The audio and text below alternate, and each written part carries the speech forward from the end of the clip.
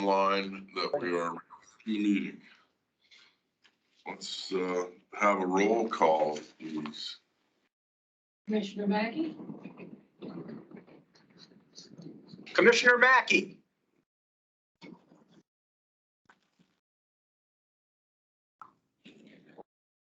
Kevin, are you muted?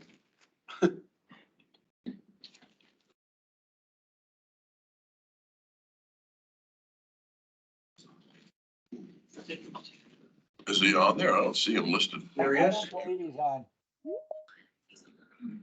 Okay. Now he's on. Okay. Your prices should be here. Your prices are gonna be like, your prices are nice, so I just. Chris, that was you. Here. Yeah, your guys probably get yours next week. Commissioner Baylor? Commissioner Robert? He's here. He's just, here he comes. Mike, You're here. you're here. Here. Commissioner Lopez? Here. Commissioner Selzer? Here. Here. Stop for a second, Diane. Mr. Reuter, would you mind muting yourself? Thank you. Commissioner Ward? Here. Commissioner Wong? Present. Always one. Is that all? All right, When we have a quorum. okay. And And would, with respect to item 1B, I'd just like to say that, Jim Jager's in his office taking inventory of everybody who's signed in and will track the comings and goings. But I think we can save some time if we forego trying to get everybody to introduce themselves. well, I'd like to just have the folks that are in the conference room with us, who I'm not familiar with, introduce themselves. Right. That are not commissioners. Or staff. Diana Bickford with the Port? Right, Michael. I'm Nicole Ream, and I'm a consultant for PTS. I'm here representing Brian Wyden for the Port Engineering Manager since he's out. I'm David Ames, the PAMP Program Manager with Jacobs. Sarah? Sarah Rigg with Jacobs Engineering as well, with the program strategic and planning lead. Cheryl Beckham, Port Finance. Paul Rogers, Port Safety. Steve Rebuffo, Port Director. And I want to also recognize that we probably have online some of the commissioners from the Matsuboro Port Commission, who Jim made a presentation to the other day. He'll talk a little bit about that when we get to item 8A on the list here. Okay, so I wanted to welcome them. And I believe also Carson from Kevin Cross from the new assembly member from Eagle River. His staffer is on the line joining us today as well. Okay. Welcome to those folks and also the folks here in the room. We haven't been able to be in a room together for quite some time. So this is somewhat of a treat, actually, for the new commissioners. I think Chris was here one time, but. And Jim Jager is next door to the room. What'd Jim say? I'm next door to the room. And I'm here too, but next door from the port. Okay. Well, Paul, would you like to do the safety minute? Yes, sir. That's it. Well, good afternoon, everyone. It's dig season. So what do you do if you want to install a new garden in your yard? Or you want to put in a new fence? What's the first thing you ought to do? Talk to your wife. Well, perhaps. Okay, what's the second thing? So the big takeaway here is if you want to put in a new fence, you want to dig in your yard, or you have employees, you own a business that you're going to dig, you want to put a shovel in the ground, 811. Yes, that's the big takeaway. You know, there's this big misconception, I don't know where it came from, is I'm only going a foot. I'm only going to dig up just 8 inches. Well, the law says if you disturb the surface of the ground, you have to call 811. The good thing is it's free. And I mean, it doesn't cost anything. No one's going to go to the hospital. And if you hit a gas line, you could end up going to the morgue. So 811 is the big takeaway. Does anybody, you guys have any big project plans here this year for the yard? You know, a gas line, you know, some gas lines are only down 6 inches below the ground. Some of the other scary things, yard lighting, and some of our utilities right here are supposed to be a certain depth. Like our street lighting that runs across Anchorage Port Road. Oh, I'm just gonna take up some asphalt, I don't need to call 811. Well, that conductor, that electrical power was only 6 inches below the asphalt. So, you know, the spec is 24 inches, but sometimes it's not all that way. And one of the last things, there's a municipal safety director position open in the city. And I've been filling that role for the past 2.5 weeks. And I'll still continue to fill that role as acting municipal safety director for the rest of this week, and then hopefully we'll hire someone. Just wanted to pass it on to all of our folks. Any questions? Thank you. You're welcome. Thank you. Take care. Appreciate it. Thank you. You bet. Would anybody like to make a motion to approve the agenda, or do we have any suggested agenda additions, subtractions, edits? So moved. Second. Second, moved and seconded. We do have two, yeah, we have two additions to make, but I'll go ahead. No, I was just gonna say, we had noticed this morning there'd be 2 additional Yeah. agenda items. Yeah. Right. So to that point, these would be new business items B and C. And B will be approving a resolution, Commission Resolution 2203, supporting the creation of Upper Cook Inlet Marine Energy Alliance. And Jim will talk about that when we hit 8A. And 8C is another follow-on from Jim's visit to the Matsu Borough earlier in the week, is we would like to suggest a joint commission meeting between as many of you who can join us and as many of the Matsu Borough Port Commissioners as can join us. It's been years since we've done one of those. And when we get to that point, part of the discussion will be, do we invite them here? Will they invite us there? Or do we find a neutral zone and convene it there? And- Like on a tug in the middle. Yeah. Okay. Well, yeah, it doesn't leave much in the middle, does it, you know? You hang out at some campground in Chugiak, I suppose, but we'll talk about that when we get to 8C. So I'd like to add B and C, please. Okay. Do we approve the agenda? Second. Any more edits or suggestions to the agenda? I had asked to add or reinstate POL 2 under old business. Jim did not respond to that, but we can just, I think we were going to cover that in the informational items, and if you don't hear your answer, then we can talk about it in more detail. Okay, so we have a motion and a second to approve. Actually, that was prior to the edits, so Yeah. assume you'll motion again for a new. Yeah. Second. Any opposed? Hearing none, the motion carries. The agenda is approved, and we move into the port director's comments. Okay. Actually, minutes. Minutes. Do you want to do the meeting minutes first? Oh, the minutes, yes. Well, you know what? I couldn't find even one typo, Steve. I don't know what Well, happened. that's because. How are you, sir? Sit right there.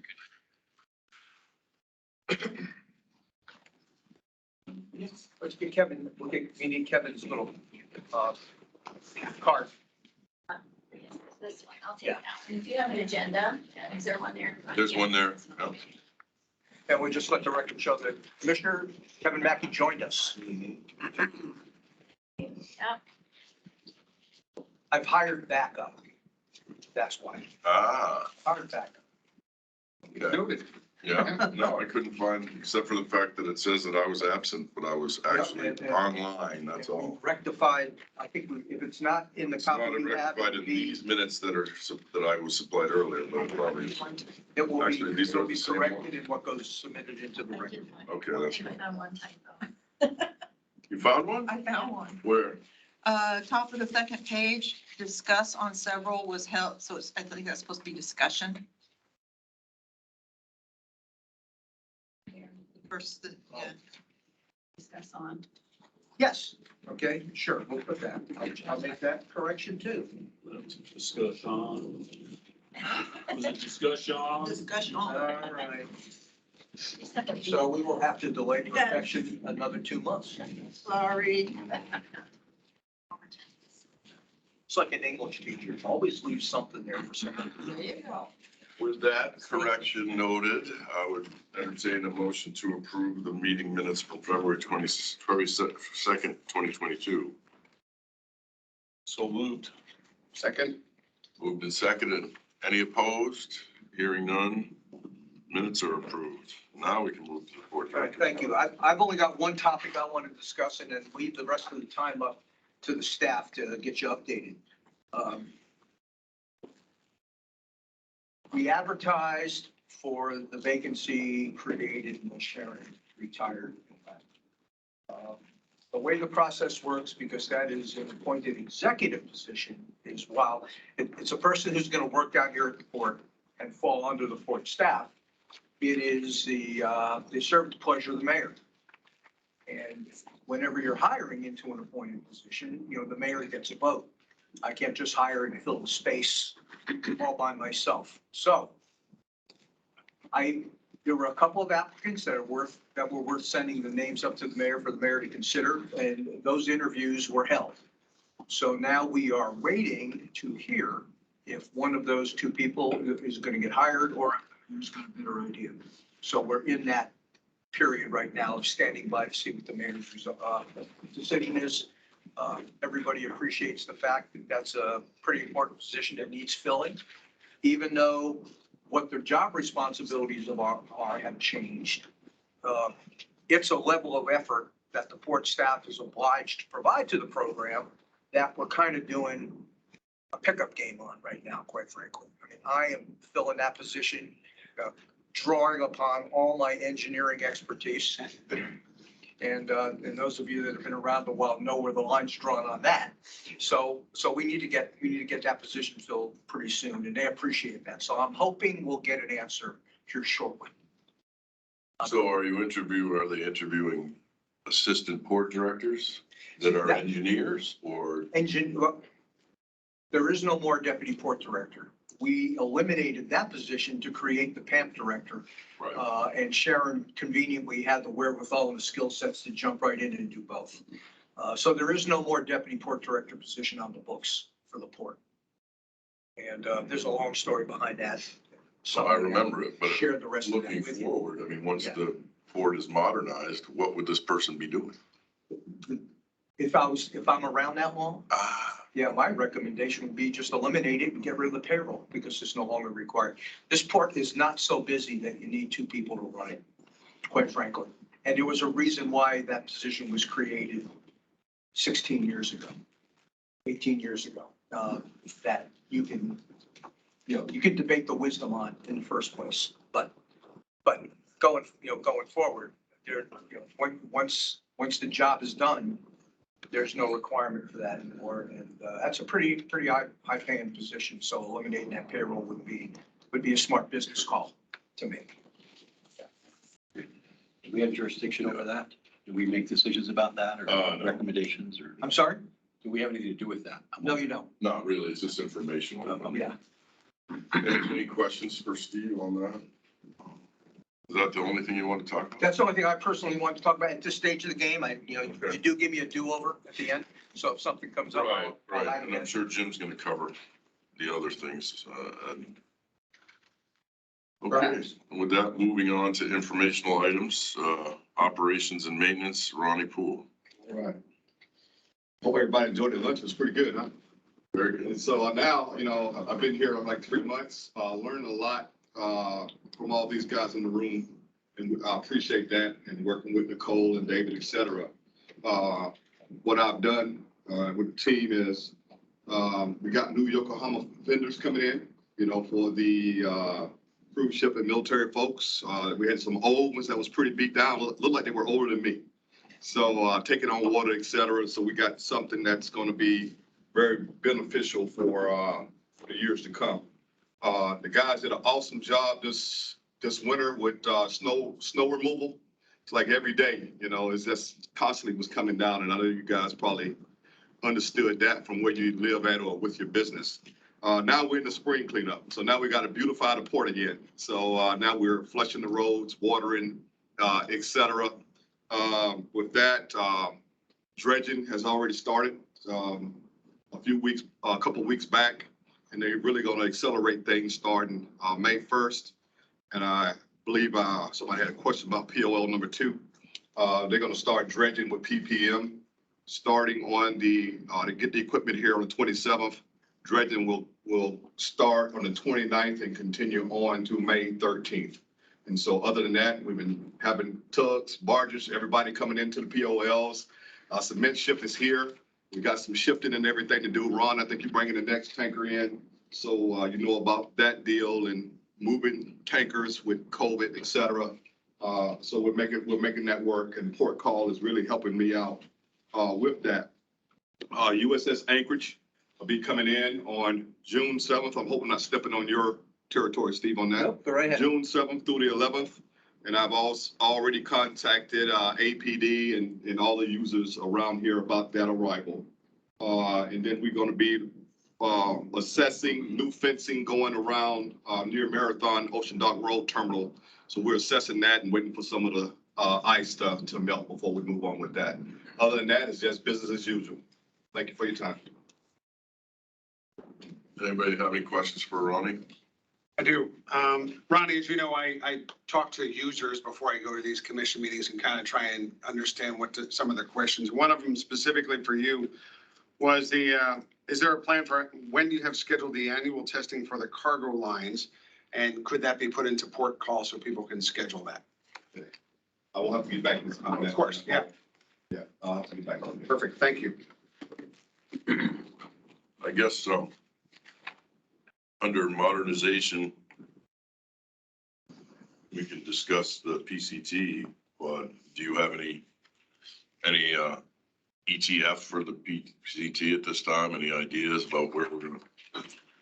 Well, I was gonna leave that up to David to cover it. All right, well, we can leave it to number 3 there, David. Yeah, well, some good things. They're keeping us up, and we're staying in communication with that, Ron. Hopefully in the next week or 2, we're gonna do a test run with a tug and barge that's gonna be, empty, shifting either from after they unload from POL 1 or POL 2, and we're just waiting on buy-in from Petrostar. But other than that, Cook Inlet tug and barge, the guys at Jacobs, line handlers, everybody's on board. I've been keeping Steve abreast of what's going on there. They're gonna start doing some dredging at the PCT, I want to say in May. And so the goal is to have a tug and barge there doing full fuel business, in the next couple of weeks. That's the goal. And from there, tankers somewhere between end of July and September. Okay, thanks. Anything else for Ronnie before we move on? Okay, Brian, engineering matters. Actually, Nicole was gonna sub in. Separate, So okay. just to sort of introduce myself a little bit further, so PTS, Professional Technical Services, has a term project management contract with the municipality under project management and engineering. And we were helping Steve fill the role when they didn't have a port engineering manager. And there are so many things going on that we've stayed on to help really push construction and rehab and that sort of thing for things that are staying. So I have a lot of projects that I am working on. I don't know if there's anything in particular that you would like to hear today. I hear the POL2, we're doing a cathodic protection project on that. I don't know if that's of interest, but I can run through real quick what we're doing, and if you want I just didn't hear all of it. Yeah, Sure, Just okay, I wanted just didn't want to an overview. overspeak, Yeah. okay. So, POL2, we've got a contract, right now with PPM, who is preparing to put in anode sleds for us on POL2 to replace two that were, that died. We're also perhaps going to try to pull an anode sled out of the ground to experiment and see what went wrong with it, in case we can figure out that it wasn't a cable or something. The contractor anticipates installing those in July, early July. Concurrently, we have a project to rob Peter to pay Paul. We're taking some rectifiers from some non-working anodes out here in terminals 1, 2, and 3 to use those working rectifiers to facilitate PCT's anodes. So we have 7 rectifiers we're moving from this area over to the PCT. And those rectifiers have already been removed. We are waiting to install them until when PPM's going to be installing them under their PCT contract. So we'll deliver them to the pads when they want them. We are waiting on some long lead times for modifications to those rectifiers for remote monitoring. So they might be installed as is, and then our contractor would come back as Hewlett to install the RMUs in heat sinks and relays. There, whatever reason, there's some long lead times on equipment. So those 2 projects are kind of. Is that why we're using previously used but good rectifiers on the UDOC? He can speak to that. I can also speak to that. Go ahead. I mean, it's, I'll let you go first and I'll tell in. Yeah, basically the rectifiers, the PCT is funded by the MARAD grant, which is, has a Buy American clause where everything you have has to be manufactured in America, so North America. And so they couldn't get rectifiers that would be compatible, and he can explain that more. I don't know the details on that. So they were able to use the ones they already have that aren't operating for not working. There's no anode sled connected, but they're perfectly good rectifiers. They're being refurbished and Yeah. reused. Instead of- Repurposed. Yeah, exactly. Right. And Nicole, thank you, because I'm learning about the rectifiers too, because I've been here about as long as Ronnie. So just about 3 or 4 months as the PAM manager. But the MARAD by American requirement is what delayed some of the anode work on the anode sled work on the PCT, because the original contract was issued before MARAD money was received, and so the Buy American requirements hadn't been anticipated. Fortunately, in the future, for port work, we're going to be anticipating MARAD's involvement and the Buy American requirement. One of the things I wanted to ask about, though, Nicole, that you mentioned is, so there are some long lead items on some of these refurbishment items. I believe we've found a way to shorten that. I'm hoping so. So Yes. we gave, the contractor submitted back to us that equipment, and it was approved by your engineer. Right. But he's not yet provided me with the timeline and availability when we knew they were available and the cost. So I am still waiting to hear from him. He may have sent me something since I've been here. Okay. I reminded him this morning. So we are waiting on that, but with any luck, it'll all come in and we can do this work in May, which would be prior to the that'd be great. install of the Yeah. anodes. So that, but nothing ever works out. No, I'm kidding. No, we'll work it out. We'll make it work. Right. Yeah. Yeah. And I'll say a little bit more about them and the schedule of that when we get to the. Another thing that's affecting the modernization project is this location of the existing sand storage tent. So that sand storage tent is getting moved over to where right now there are stockpiles of soil over by checkpoint 3, that empty lot by checkpoint 3. That's where the new home for the sand tent is going to go. We've talked with 2 contractors so far about moving it whole through the yards and over to that location, whether it be temporarily in the where the sand is right now. You might be wondering why the sand is where it is, and that's because we didn't want to put sand in it, but we need to get it out of there. And I'm gonna still say by June, but That's great. but I know what your drop deadline is, but I'm not, yeah, we're trying to push for June. But that's gonna require an invitation to bid. We can't just sole source it, so it takes time. So that's out there, and then concurrently, we're doing a site design for that. That'll also go out for construction, an invitation to bid. So a couple other things, we've got Trestle 3A and 3B approach replacement project, which takes heavy coordination with tote because we'll be impacting their loading, the way they load the boat. And so that has to be done in Tacoma, I guess. So that's been an issue, but those concrete approaches are falling. We can see rebar, they need to be replaced. They haven't been replaced, or they were installed in the 80s, I think, and maybe the 90s. So that's going to take some effort. We're also upgrading the wharf heat trace. So there's a heat trace, there's a fire line and service line that provides potable water to the administrative. You can't drink it, but it's potable to the administrative building and the stevedore buildings, and all of that heat trace equipment, like the end of line circuits and junction boxes and things are just old and deteriorated, weather beaten. So we're replacing those, and we already have a contractor on board, just trying to wait for purchasing to solidify that deal. Ship Creek boat launch dredging. We're going to be dredging the Ship Creek boat launch May 15th to 19th. That was the lowest tide we have in up until May. Who does that dredging?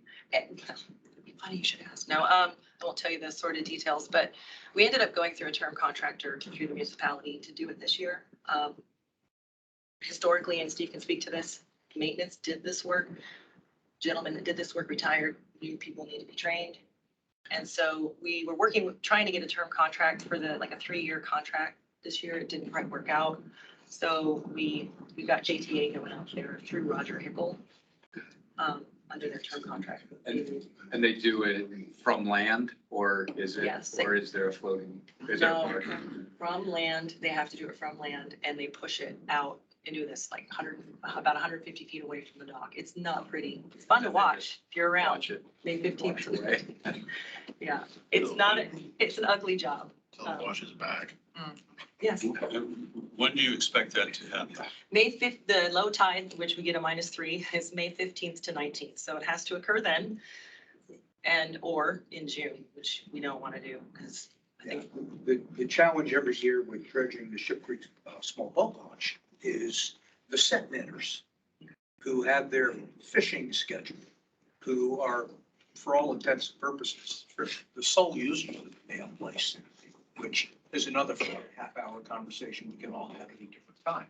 But we try to respect that in the scheduling of it, and Mother Nature's kind enough to give us a 4-day window in the late April, early May every year where we can jump on it for this, and this one happens to be in May. So it's scramble like crazy to meet the target date. And this way we can, it's bulldozers. It's all done by bulldozers. They push out all the muck, just like our friends next door at North Star do for their own barge terminal out. So that's kind of the same drill. And then we have a little bit of repair to do because Mother Nature wreaked some pretty serious havoc on the area this year. So that's going to be, clear it out so we can get that started as well. yeah, we'll see some leaning float piles out there that probably just got beat up by the ice. And also I think the north wall has got some issues. It looked like it was unraveling. Among other things, so we're redoing all the storm drain system, on the port. So those are got an outfall project that we procured through Steffel. It's a Fema project, started out as an earthquake repair, and now it's just, we've added a bunch of scope and we're working with Fema to get approval on an improved project. It'll replace, one of the storm drains will replace all of the Povey storm drain system and move that fault out from the containment area, which will be nice. We're also working on a capital budget for Cheryl. And then feasibility of disposal site up here. We just got the feasibility back from Michael Baker, who is the term contractor for the port. They say it's feasible, but we need more information because they don't have enough geotechnical information to determine if we can put underground infiltration basins, because we can't have any waterfowl up there. It's at the end of the runway, so we have to keep all the water underground. So I'll be talking to Steve about. You know, like a weekend. Yeah, if we could get some sense. Uh-oh. So we have some volunteers to take care of the waterfall issue. There'll also be a little bit of trenching across the Povey driveway for a cable replacement on P11. And then I know there's a bunch of other stuff that Brian works on daily, gets calls for, that I am not as privy to. But you can ask Ronnie or I, if we know what you're talking about, we can answer it. That's basically it. Not a lot. Question, thanks for the update. That was good to kind of get a round turn on it. Any of those projects, will they involve any dock closures? No, okay. Right. Yeah, it's also not a problem. Okay, good, simple. Very good. Well, thank you, Nicole. Yeah, And- this is it's a 60-year-old port. So there's a lot that we've got to keep up on top of that I wish we could accelerate the modernization program to make go away.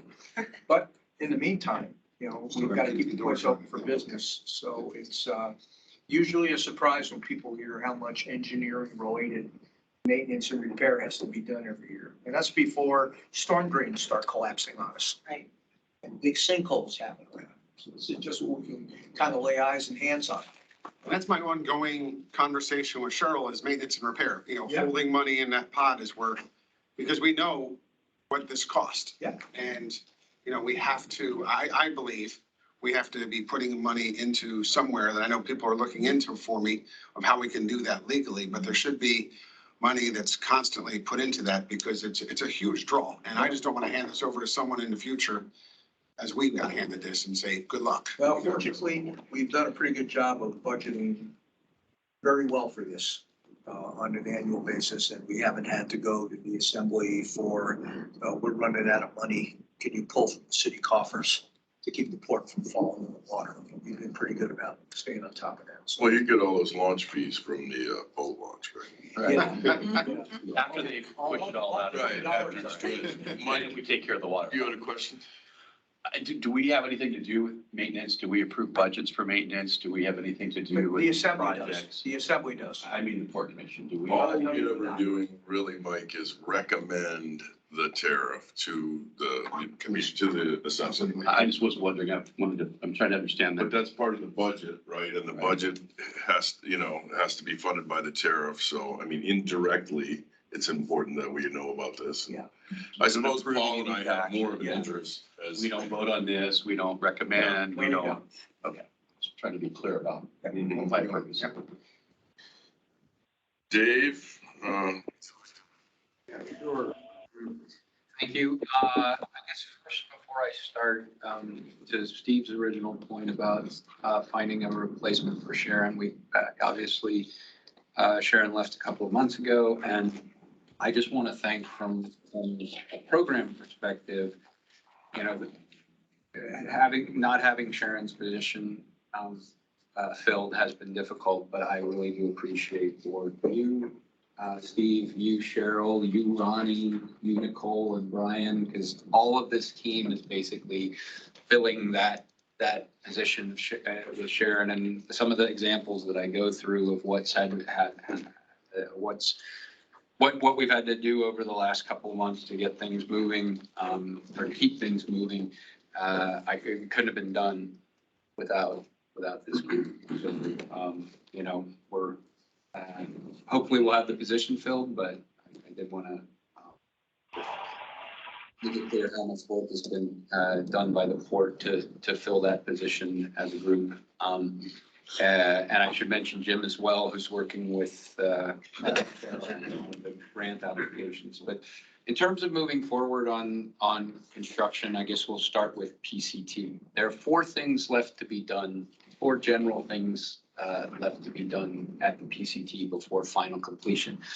Before I get into those 4, I'll say that the equipment is now commissioned at the PCT, the unloading equipment, and we're in the process of doing the handover to the port to open the PCT for barge service. right? There are a couple of things that have to be done. The port's working with the users on some additional flushing of the equipment. Also, waiting on we'll get the first detailed dredge survey next week to just verify what the depths are there, but the equipment's commissioned, so that's a very positive step for PCT completion. The four things that still remain to be done to complete the project are, first of all, we have to dredge POL2 sedimentation that the Corps feels is caused by sedimentation that occurred during the project and then technically qualifies as project dredging. Needs to be done and is sitting in that south end of POL2. Isn't coverable by the Corps' current O&M maintenance contract, and so it needs to be covered by the project, and that's the first thing PPM will be doing starting next week. I shouldn't say the first thing they'll be doing, but the first thing their Marine group will be doing as they start Marine work for the season. That should take probably until mid-May, and that should deepen POL2 in combination with the Manson dredging at the north to 35 feet. So we can move on to the next thing that needs to be completed with the PCT, which is the south floating dock. Following the south floating dock, the anode sleds that Nicole mentioned at the PCT, not the ones at POL2, but the PCT refurbished ones would be installed. And then the fourth thing is the final closeout dredging of the PCT that would then hand that berth over to the Corps for maintenance dredging in the future, and then PPM would be done with the PCT contract and demobilize, and that would be in September. That's the situation with PCT. Other things going on with the program in general. Cheryl, got the good news from you today that the administration building should make it to the assembly agenda. The award of the design build contract for the new administration building should make it to the assembly agenda for next week. And there should be a vote on that. Steve was involved in the source selection committee for that. It was a competitive bid for design build contract. There were 8 bidders. We shortlisted 3, interviewed them, and have made a recommendation to the assembly. So hopefully that'll get awarded next or approved by the assembly next week. The contract will be awarded shortly thereafter, and design and construction is expected to take until the end of 2023. They'll probably break ground in August, construction-wise. And that's what, when Nicole mentioned the sand shed relocation, that sand shed is being relocated from the, what will be the new administration building site to the alternative site. So that's the rush on that work. The design of the preliminary design of the cargo docks is underway and is moving forward, as is permitting for that work. I think you've probably all seen some of the public presentations maybe the mayor has been doing and discussions about funding requests to the state, funding requests to the federal government. But that all of that design work is moving forward. If you want to get into detail about some of the design and plans, I'm happy to discuss that. I did want to mention that on the grant side, Sarah and Jim are working together in conjunction with the port's grant writer, Moffitt Nickel, to apply for right now a PIDP grant and an infra mega grant, which is a program that's been funded by the infrastructure, the IIJA, the Infrastructure and Jobs Act, passed several months ago. Because of the timing and the requirements for spending grant money, the requests, the grant applications for this year would actually apply to the NES project, which is the North Extension stabilization that should be going out for design bid, design build procurement early this summer.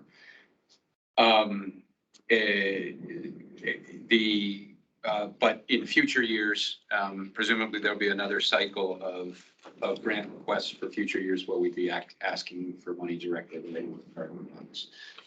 The issue with that is that when grant money is received, it has to be committed to programs within, committed to contracts within a short period of time. So at the moment, asking for the cargo docks specifically from federal programs, whether it's the grants or federal earmark requests, which we're also working with the senators on getting,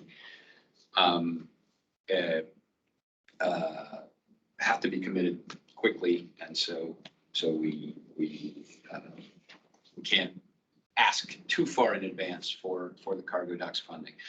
On the state funding side, there's a larger grant request, or not a grant request, but a larger funding request. I think you've probably all seen in the papers.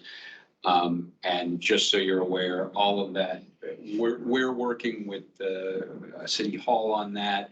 But there is both a state and a federal lobbyist that's working that government relations, those government relations discussions. So, any questions? Realistically, what are the dates when cargo starts being disrupted for construction? For which loading and unloading of mats and tow? Well, the demolition would occur at the earliest mid 2024, but it's probably at the moment it's planned for mid 2025. But that's Subject to permitting. What was that? Subject to permitting. Right, subject to permitting, and that's so. Right now, the schedule is 2025. We're working on a schedule to accelerate permitting and accelerate construction. We hope to bring it to 2024, but the more likely is the 2025.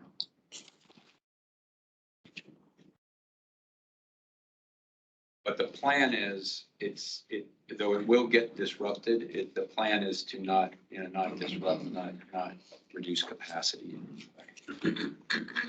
We have known all along that you can't stop commerce to build this thing, which is why it's phased the way it is, to make space in other than terminals 2 and 3 to start the construction so that, we can step into moving those guys into something new without having to send them away for years to make room for construction.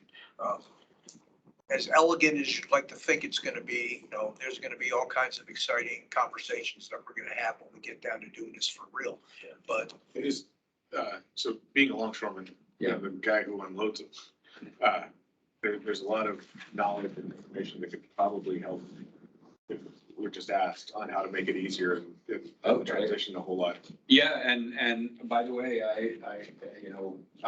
I've been on the program for about 6 months now.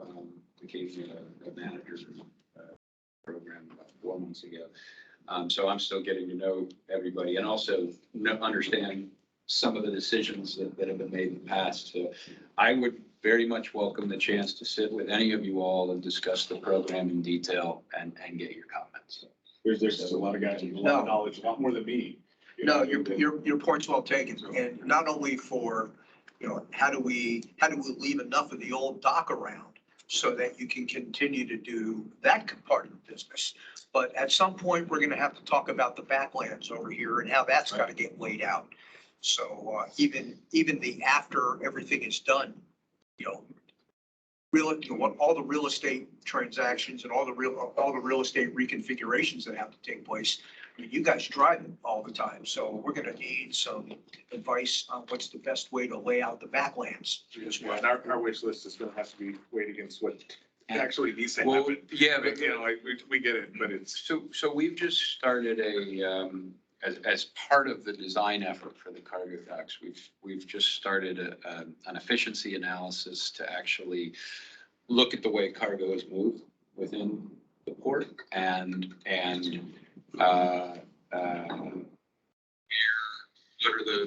what are the pinch points, what are the roadblocks, that have the greatest impact on operating efficiency, whether it's lifting or rolling off the vessels, or whether it's in the yard. So we're starting to look at that, and it'd probably be a good idea. We've had discussions with Matt and Code regarding operational parameters. We probably talk to you all, or, yeah.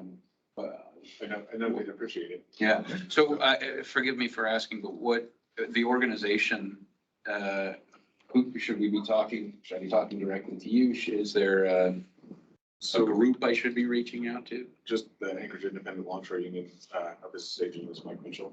Okay. And he would probably be the best, to talk to on.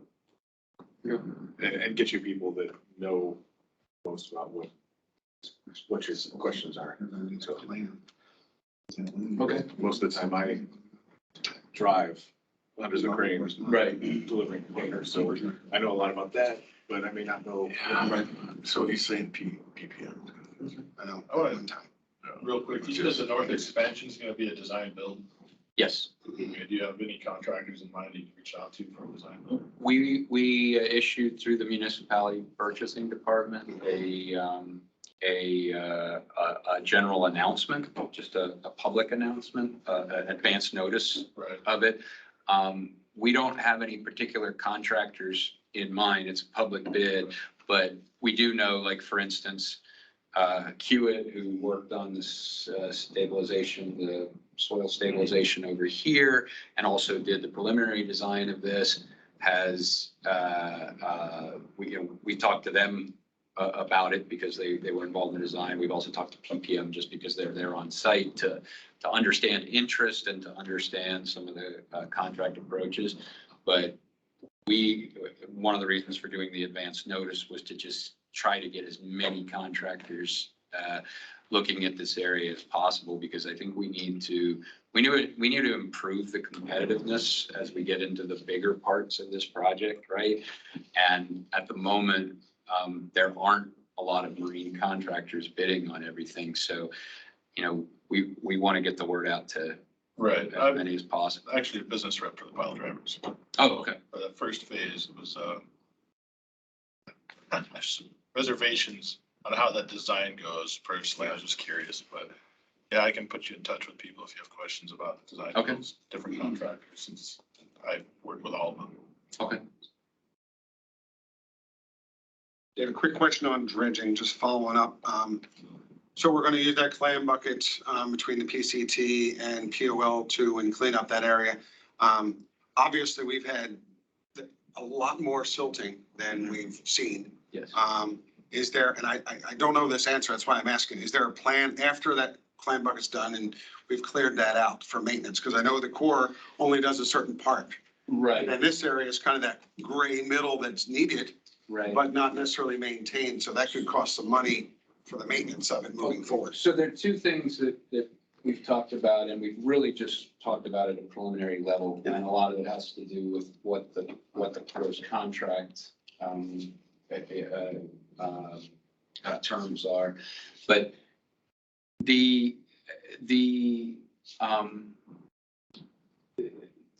there are going to be, whether related to the PCT, POL2, or the cargo docks, there are going to be additional project-related dredging requirements in the future, for the next 10 years, let's say, 15 years, whatever, however long the program is. The Corps' maintenance contract doesn't cover project-related dredging. And so on the PCT, we've had we've dealt with the dredging needs on a piecemeal basis. Hewitt did some, I think, and then PPM did some last year, and then they're doing some this year. What we've mentioned to Steve, and we're going to work on setting up a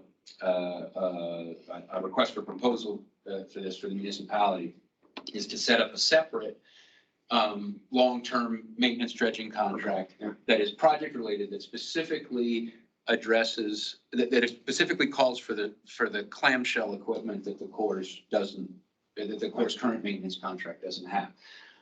Now, we have mentioned that idea to the Corps. We had discussions with Donna and Julie over there, and they seem to be to think that it would be a good idea. I don't want to speak for them, but I think having that parallel maintenance contract that deals with the project issues while the Corps deals with the standard O&M issues would be a good idea, because it allows us to not do this piece, which is expensive and inefficient.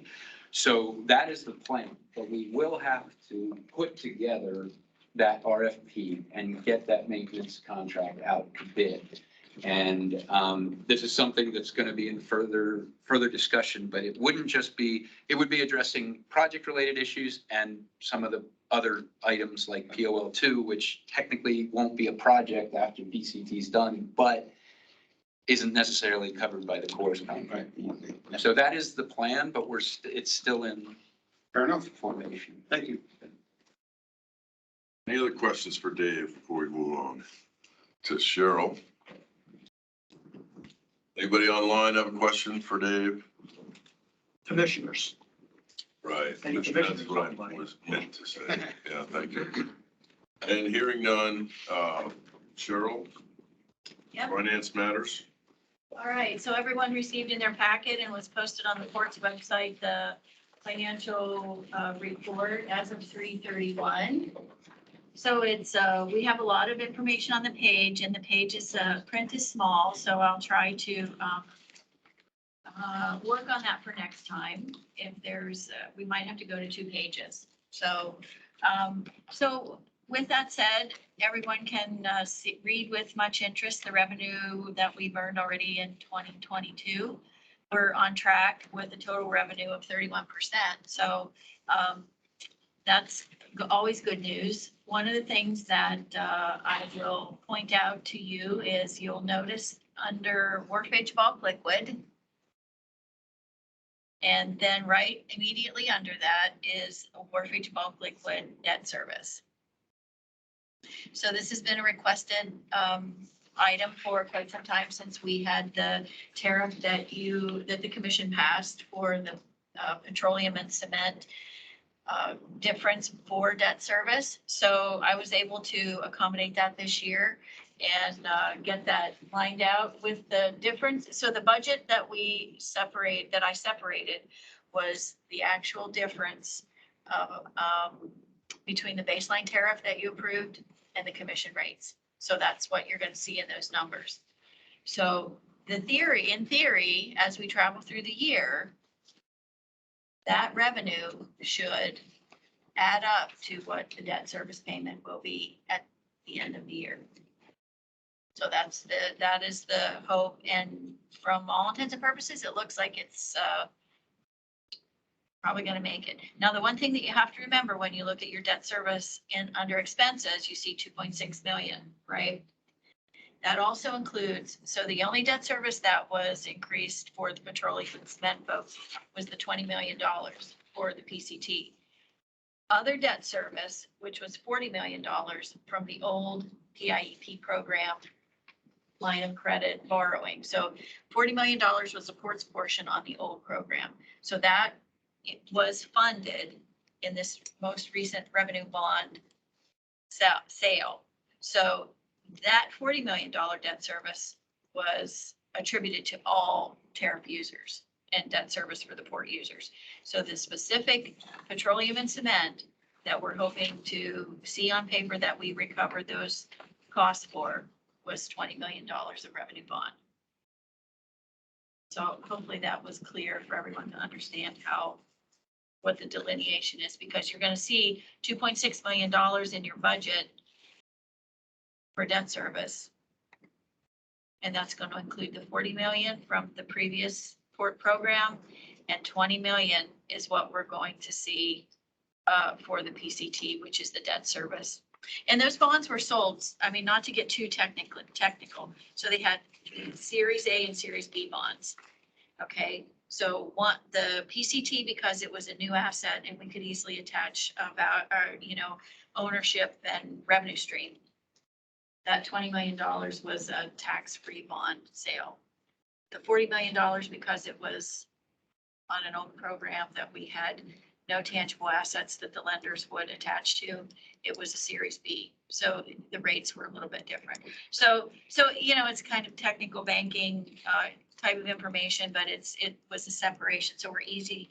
They charge the interest on the 20 million and on the 40 million separately. So it'll be easy to see for us if your rates that we thought would recover for debt service actually will recover. So when we get ready to make those payments, I potentially will break those out so we can see that. Okay. And what you see in debt service right now, you see $66,000. We've exercised the short-term borrowing line of credit in advance of selling any future bonds for the PCT and the program ongoing. So that's the interest payment, the monthly. Well, that's actually 3. So it's about $20,000 a month. That was the most exciting thing. If you guys have any questions, I'm happy to answer them in an effort to save some time and move on. I mean, everything looks great to me when I went through the report, and I'm happy to answer any questions.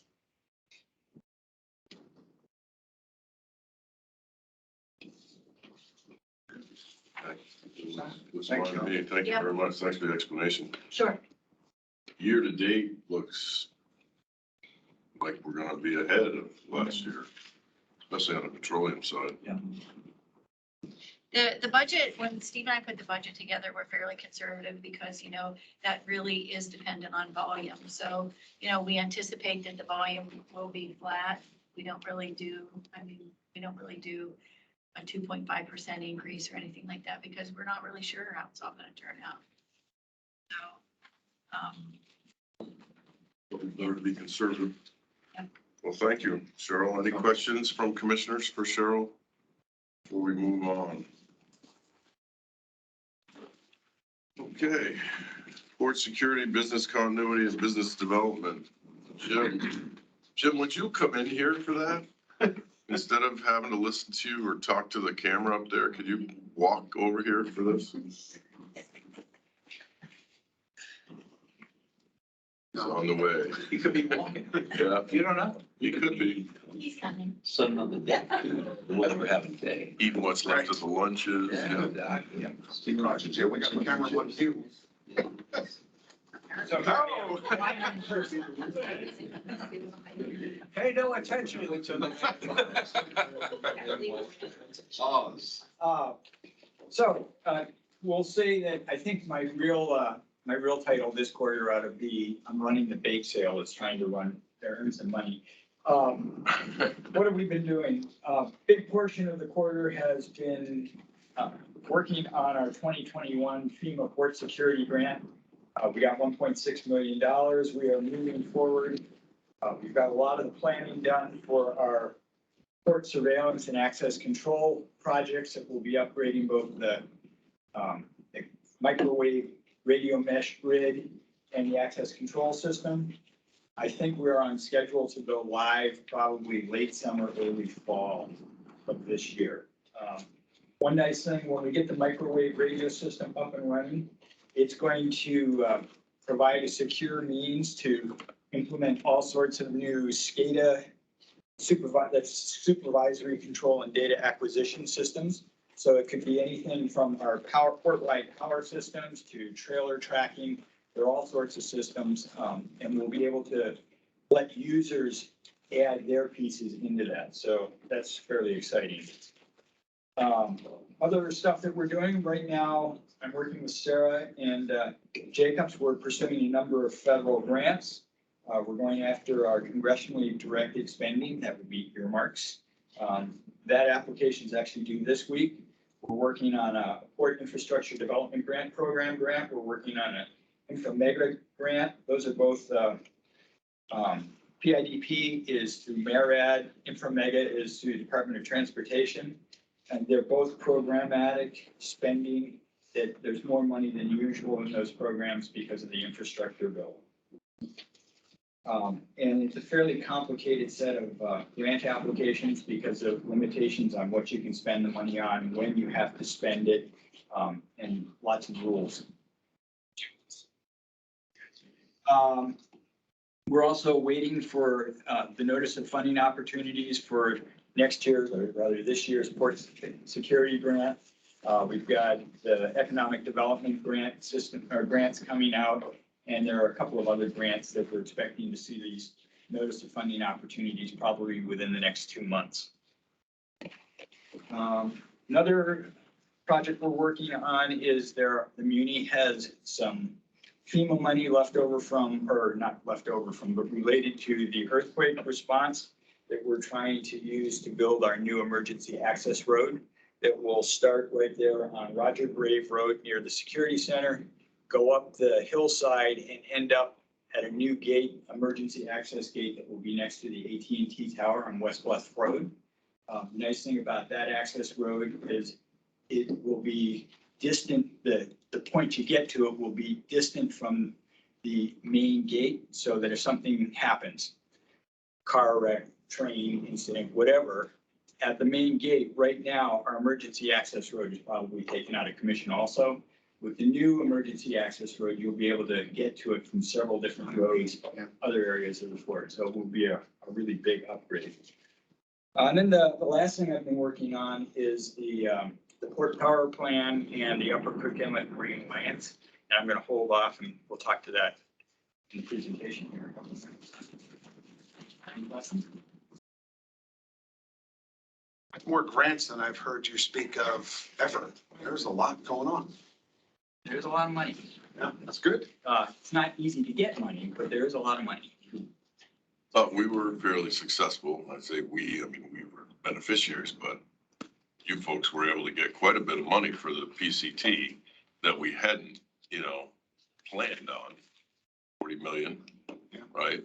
I mean, 45 total, and we right, because we opted for the expensive model, and we were able to fund that. So speaking to that, because Mike has asked a couple different times, do we really have any say in this as the Port Commission? Not much, but it's important to be, obviously, many of the commissioners are very interested in what happens at the port because it's part of our livelihood. And to address what we have a say in, it's obviously the tariff. So I'm going to ask you where we're at on the plan of finance, because, Mike's got great ideas about moving forward, but we haven't come up with any way of paying for the.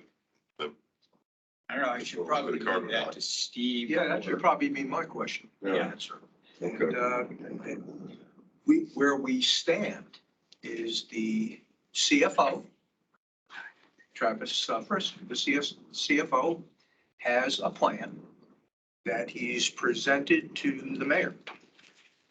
And before it sees the light of day with all of you, it's got to get the final blessing from the mayor. And then, which is the same answer that I gave you guys when we met the last time. And what'll happen then is we'll have to schedule it for all of you to review and approve before it goes to the assembly for public hearing and approval. But we need to give you ample time to digest it and ask your questions before we move it down through the process. So we are waiting for notification from the CFO's office that we have a plan that's been approved that can see the light of day. And when we get that, we will share it with all of you as soon as possible thereafter. Because this is weighing on us as well. Well, certainly. And it's been something that we have looked at for years now. I mean, Parish Blessing has come in here several times and discussed the various options and what the ramifications would be. So now for this to be a back room, and we're not going to see it till, anyway, I'm surprised that that's where it's going. Well, it's, it's the way this administration wants to manage things. right? Mhm. Could I ask? I'm not in Yeah, charge. sure. Mike has a question. And you said that once Travis, once the mayor passes or signs off on the plan of finance, that we'll be presented with it so that we can Yes, absolutely. consider the appropriate tariff amount and whether we approve the tariff or don't approve the tariff. It'll That's come, our it'll come with a recommendation. And as has always been the case, Mike, the way we do, start with a recommendation. And you guys look at it and decide whether if that's an acceptable way to go, or you want to modify it. And the last time we did this, it was, pretty involved discussion, and the CFO sat through the entire thing. So what went back to him was no surprise, coming out of this room. And I don't see why it would have to happen any different than that. When we did that, we had an entire deck of presentations. And you will. Harris blushing And about you will. what it meant, because I'm no accountant. No, and we haven't forgotten, that. And Parish Blessing has been involved working with the CFO. In fact, Okay, we're paying all right. That's Parish good Blessing to know that, to yeah. work with the CFO through the process, because, they've got a learning curve they have to climb with respect to how the maritime industry does business and what works and what doesn't work with respect to setting a tariff up for port users, which is different than a utility. So, and they get that. So, if it's not Travis who makes the presentation, it'll be Bill Wilkes again. Okay. Yeah, so, that's at least the way I see it now until somebody decides it's going to be different. But I can't imagine it would go any different because, people who do this for a living are the ones that ought to be making the presentation of it. And there's a level of comfort that you all, I think, have in the quality of what they've produced before that shouldn't. We should turn a blind eye as we go forward. And so you don't really have a timeline? No. No idea. I don't. Well, one of the. Ideally, and it's going to be, the challenge is going to be, how soon do we put this in place? I think the conventional wisdom from the 8th floor is effective January 1, 2023. There are some folks who say sooner than that is even better. Because the sooner we can build a war chest, the better. And that comes down to different businesses, contracts and arrangements they have with their shippers, and how soon the shippers could adjust to getting a brand new charge. Because that's how it's got to happen. So, and we want to do it the same way for everybody. We don't want to start one group now and start another group later, because now you've got competition advantage one has over the other, and on and on and on. And we're the poor government caught in the middle, trying to be as fair as we can on this. So I think, absent everybody agreeing that we can get to this sooner than January 1st, worst case will be January 1st. And I'm pretty confident we can get something to you and through the commission and to the assembly for January 1st implementation. Steve, when would that become effective? So if January 1st. January 1st. decided, Yeah. That's so January 1st. Effective, tariffs kick in. yeah, new rates effective January 1st, which kind of makes the most sense. That's Because the then way we everybody normally can, do it. then But everybody can budget. it'll take some time to get through the process. He's saying the decision will come long before January 1st, and then you have to go through the assembly approval process. Yeah, I'm sorry. Is that what you asked me? I was looking at, if we make a change, which I anticipate, right? To give industry the time to budget for this. Yeah. It's, whenever that, you have to build a little bit of a buffer there so people can, adapt their. Oh, yes, budgets to- and It's gonna be that's why, significant to some. yeah, and part of what it is, when this comes to all of you, is there's no doubt in my mind, you're gonna get a lot of suggestions as to when you think it will be.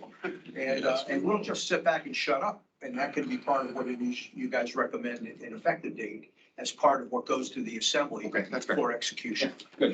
Well, and additionally, you need to know what you're going to have to fund. And earlier, Dave mentioned the preliminary design of the cargo dock, which Now, leads me back to my original question about POL2.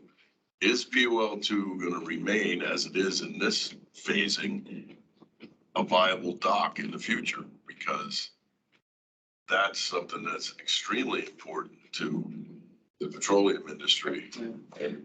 And we, Well, to that point, and the we, board. yeah, to that point, we are actually doing again, as part of the design process, we're conducting a birth occupancy analysis. Another charrette? No. This is just, it's a birth occupancy analysis to, based on current and projected needs for the port and what the improved efficiency at PCT rate would be over POL 1 and POL 2, and just trying to figure out what your berth requirements actually are mathematically. What are they, right? And then part of the reason for doing that is to see whether it's actually necessary to accelerate the construction of the second petroleum terminal, right? Rather than try to do that for one of the temporary solutions where there's a shared berth between tote and the fuels boats.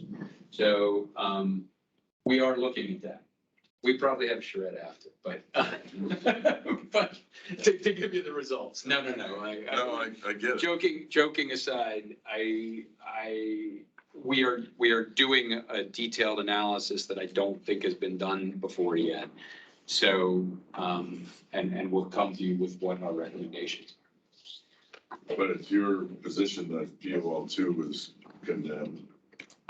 Not necessarily, certainly not as a barge berth, maybe as a tanker berth, but if we can, but we're talking about after, 2025, right?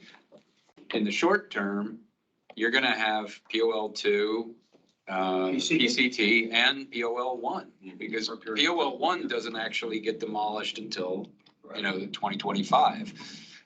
So you're gonna have those three, and we're gonna get that dredging contract in place. And, a lot, and then the question is, what are the needs? And I think we have those three berths, and then, potential temporary berth and maybe some other options to look at. But we do need to start like really mathematically looking at it and not just having workshops, right? Okay.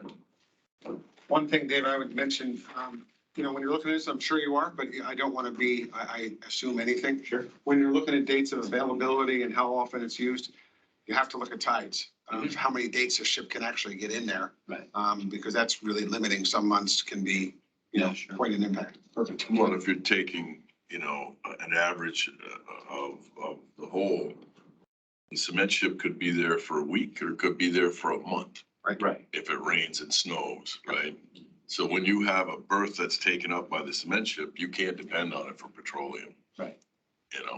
And it's different, like in this particular case this week, we're able to shift the cement ship out of the way to do petroleum. But if it's at the PCT, that's a little bit different. You're not just sliding it up the dock. Right. You know what I mean? So anyway, these are. But hopefully the offset to that is the fact that, they're bringing in new equipment that'll accelerate the offload time. Right, but nobody can tell us, right? Didn't we talk about this? Because I've asked that question for years. What's the difference gonna be in the offloading? Well, yeah, I mean, I don't know if anybody wants to advertise it, but I'll bet you somebody's got the envelope that it's all written on the back of. But it still slows down in the rain and snow, right? Nature, yeah. Yeah, I mean, the hatch is open. Yeah, well, the rain, until we control nature. Anyway, we digress. We're at the mercy of the rain. Next year. All right. So I'll That's it for old business. more questions for me. I'll So- manage back. Well, Jim, you're next. So before we get off the old business, I just want to make sure that we beat your horse to death. Which horse, POL Your 2? POL2 horse. Have we Okay. beat it to death sufficiently for today? I haven't heard anything new about how, what kind of shape it's in, but I looked at some pictures of pilings the other day and they look pretty good to me. Yeah. Jacketed and. All the repairs that needed to get made have been made. Uh-huh. And I think the last, the period at the end of the sentence is going to be replacing these anno sleds. Great. Yeah. Okay, Okay, now, so that's the end of, the old business, POL 2. New business is the Upper Cook Inlet and Marine Alliance Yeah. Energy, where Jim. And before, just let me just do a little tee up. Uh, Little tee up before we turn Jim loose. As you recall, at least some of you may recall that at a previous Port Commission meeting, I think maybe even last year, we talked about the Port Power Plant. Yep. Okay, so Jim will probably touch on some of those points as a part of this, so you can get an appreciation for, why we concocted this bright idea of creating this alliance with our friends at Port Mackenzie, and where the value added to doing it is for both of us. And he's had the lead on this, and I don't want to steal any of his thunder, because it's a terrific story and worth hearing. And we could use your support on it. Okay, Jim.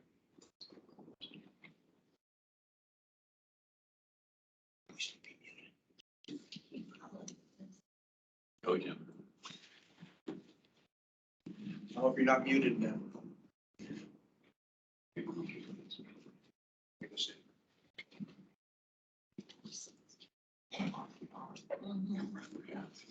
I want to know why Marine is lowercase. I think they were trying to stress the word alliance. That it's going away. Stuck in Russia. Yes, strategic. We can always. Schedule, Right, period. I don't know why it is scheduled. It is.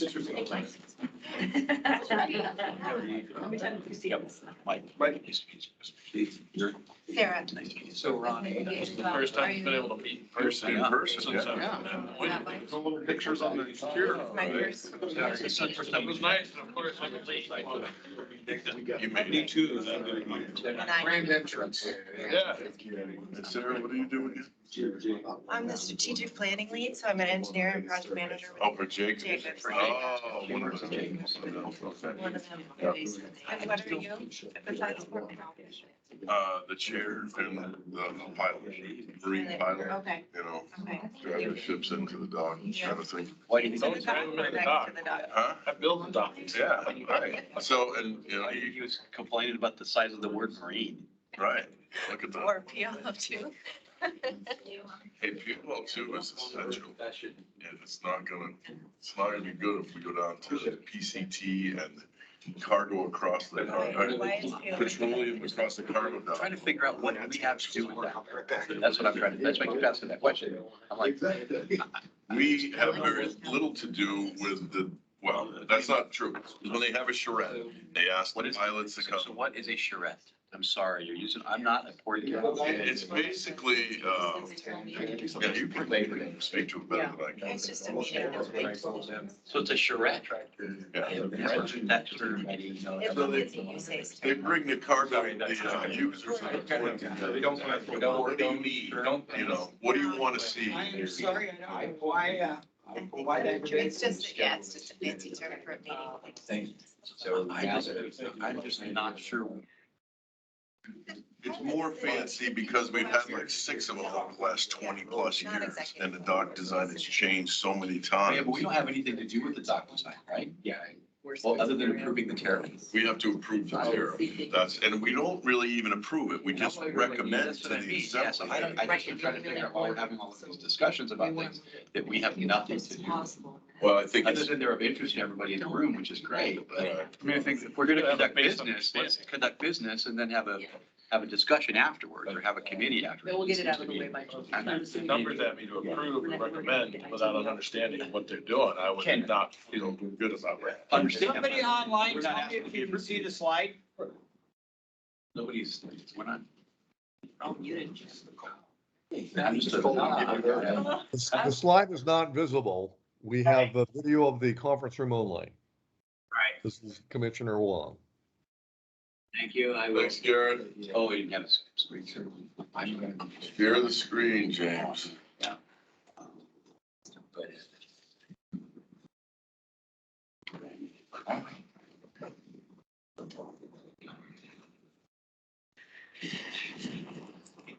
Well, to some degree, Mike, I apologize for letting it No, it's okay. denigrated No, to no, no, I that. don't have to But apologize to you. I'm just trying to understand. we all have a specific interest aside from being a commissioner, most of us. I understand, Yeah. and my interest is only being a commissioner and trying to help make the decisions that we're supposed to Right, make. well, we don't have a chance to make any decisions yet. Right. Right now, we're just gonna, and just gather all the information that we can so that we can make an informed decision when they bring it to us. Because oftentimes, it'll come to us just like this latest resolution they want. So, Oh, I got mine. Jared, are you seeing the screen now? Thank you. No, there is still no sharing of screen. It was on previously, just about 5 minutes ago, but for whatever reason, it disappeared. Yeah, we've had to switch computers, so hang on. I see. I think it's Steve's fault. Well, I take the hit for most everything, so. All right, so you should be, We're just gonna have to run. you're seeing it now, right? I have mine. That is correct. The slideshow is up. Brownies. Reading brownies. Are they? Is there such a thing as a brownie? Yeah, Is that included for brownie? It's got a nut. You not have flourless chocolate cake? Yeah, they're good. All right. That's No, really I don't good. eat Yeah. So you can see it all right now? My wife makes a gluten-free apple pie. The slide is up. Looks good. Take your seat. Go ahead. Good, I used to eat gluten-free stuff. You think it's? Oh, yeah. Okay, well, so I want to talk to you about the Upper Cook Inlet Marine Alliance. Blue fans. Hello. No, okay, that's how it works. That out of the way. Why is that? You got it on time, so it's running by itself. Okay, sorry about our technical glitches here. So what we want to talk about is the Upper Cook Inlet Marine Alliance. And the Upper Cook Inlet Marine Alliance is basically a partnership or a cooperative agreement with Port McKenzie. And the real point of the Upper Cook Inlet Marine Alliance is we want to use it to expedite some of our PAMP-related funding. We want to help eliminate some of the operating deficits that Port McKenzie has been having. We want to support the general cargo efficiency and food security for the state. It will help support the governor's renewable portfolio standards. It will reduce greenhouse gas emissions, reach various electrification goals. And what it's really going to do is it's going to promote public and private partnerships at both ports. So what does that really mean? We've had a long battle where we've been chasing for state funding for the Port of Alaska Modernization Program. And usually every time we go to Juneau and we ask for money for our project, one of the first questions that comes out is, what about Port McKenzie? And then this whole topic got a little bit more urgent back in December when the governor came out with his budget proposal for this year. And in that budget proposal, he had $175 million for Upper Cook Inlet ports, which made everybody go, well, what does that mean? To which almost everybody who was asked goes, well, I don't know. What does it mean? Does it mean a port authority? And that's where the conversation about having a port authority really started picking up. And a port authority, in most cases, is going to be a partnership between ports that the goal is to increase the business at both ports. And in the case of Alaska, it would be to increase or improve cargo operations and the supply chain for the state of Alaska. So the real question then becomes, gee, does a port authority work in this situation between Port of Alaska and Port McKenzie? Port authorities have a number of challenges. First of all, who's going to run it? Is it going to be a state-run organization? And if it's going to be a state-run organization, who in the state is going to run it? Because we don't have any port-related administrative function in the state. So whatever happens is probably going to require some sort of legislative action, probably some state administrative action. It might even require a vote of the people. And, if we're trying to look for money in the near term, all of those things to create a port authority, you're talking years. It's going to take a while. So we started talking about it and said, well, how can we shorten that time frame? And if instead of doing a port authority, we looked at doing an agreement between the two ports to cooperate, that could be done faster because that's really just a contractual relationship between the municipality of Anchorage and the borough. It might require some assembly action, but it's not going to require all of the statewide action. So we started looking at creating an alliance just because it's near-term achievable. And we can do it without all of the political complications that would go along with a port authority. So when we're looking at what sort of a relationship we want to have, you know, one of the big challenges is the size of Alaska's market. When we look at Port of Alaska, you know, basically since the 1964 earthquake, we have been the primary inbound cargo port for the state of Alaska. We handle something like 80% of all the food and consumer goods that are coming into the state or into South Central Alaska and then distributed statewide. If you want to look at our level of business, just look at the state's population. All the way back in 1964, our business trends up with the population, trends down with the population.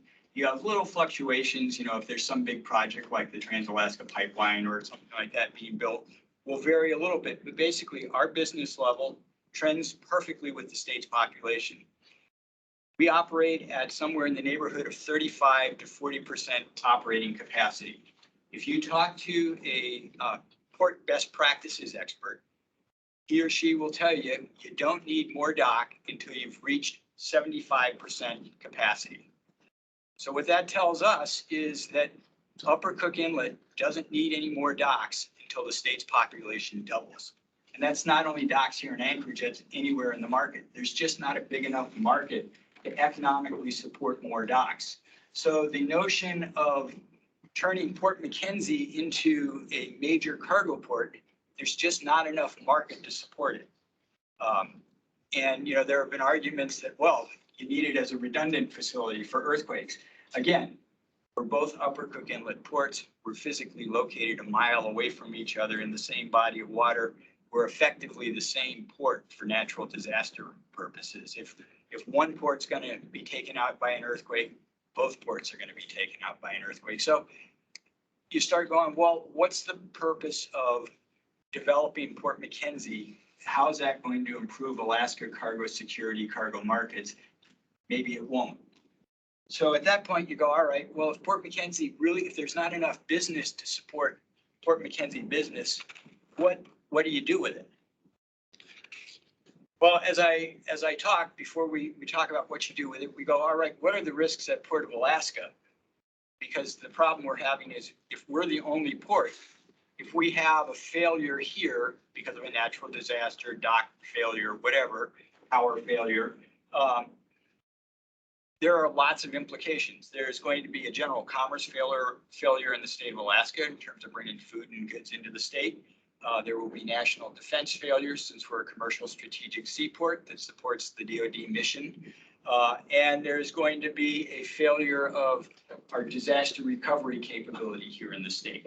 So we don't want to lose Port of Alaska because in most places, if you go to Tacoma and you have that failure, you have other ports you can go to back you up, redundant ports. We don't have that ability here.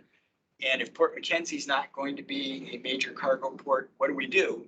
Well, the proposed solution is we harden this port up. And when we look at our biggest operational risks, one is dock failure, and we're working on the Port of Alaska Modernization Program to take care of that. And the other is our power system failure. And we're working on the Port Power Plan to deal with that. The Port Power Plan, as we discussed, I think was it last November or something like that, basically a plan where we're going to take the Port of Alaska security area and a little bit more, and we're going to make it so that we can island the system from the rest of the rail belt grid. So in the event of a major power outage, we'll be able to unplug from the rest of the grid. We will generate our own power and we can keep port operations going. We are in the process of negotiating where we get that power from. Some of it will come from a power plant, probably that Chugach Electric has over the old ML&P Ship Creek Power Plant. They have a 17 megawatt power plant that's available as our backup. We will probably have some solar here on the port, and we are looking for additional solar. One of the other things that this microgrid we're looking to do, one of the challenges we have here at the port is that we have some of the highest electric charges in the nation for industrial power use. We're about 150% of the national average for industrial power use. And that's because of our wild demand swings. Every time we get a ship in, we light the yard up so that we can power the yard to keep containers cold or keep them warm in the winter. That's using electricity. The cranes are using electricity. The pumps to send fuel up to J-Bear over to Ted Stevens uses electricity. We stir the cement, that uses electricity. All these electric spikes, we can spike our loads. They're averaging, we can go as low as about 1.5 meg at normal use, and we can spike up to 6 megs.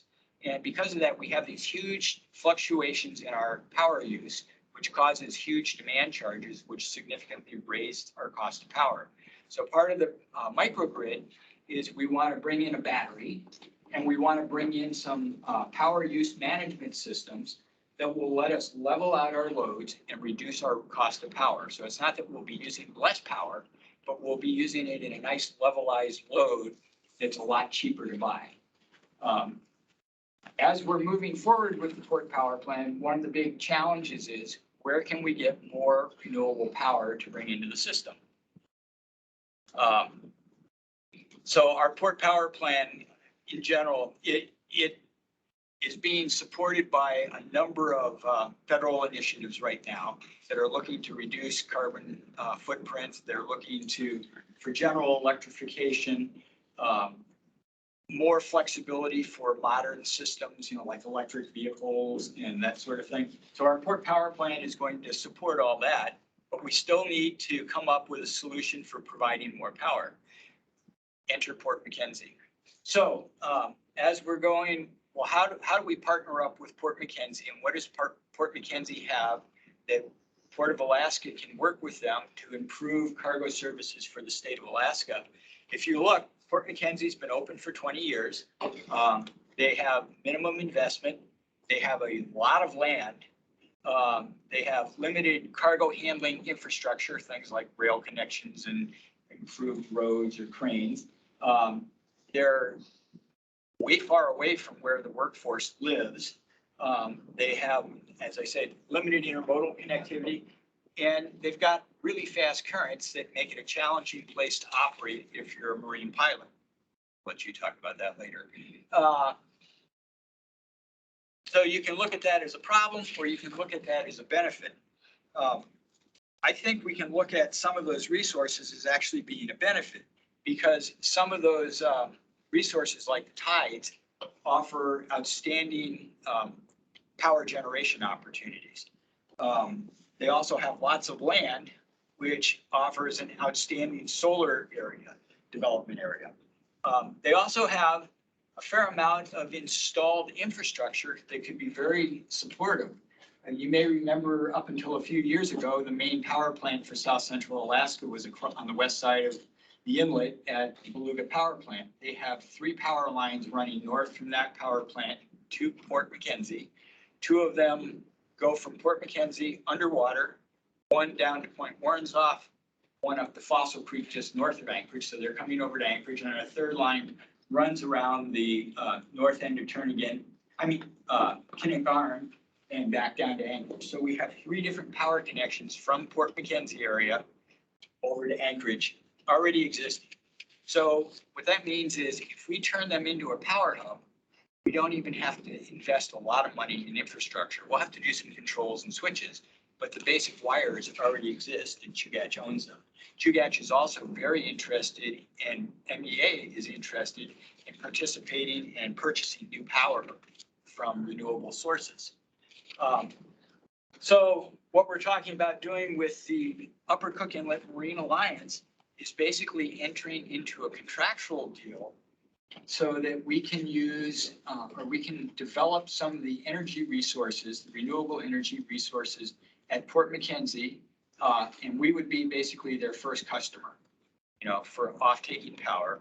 And we'll use that to make our power system more reliable and to reduce our long-term power costs, reduce our long-term carbon footprint. That's what would be in it for Anchorage.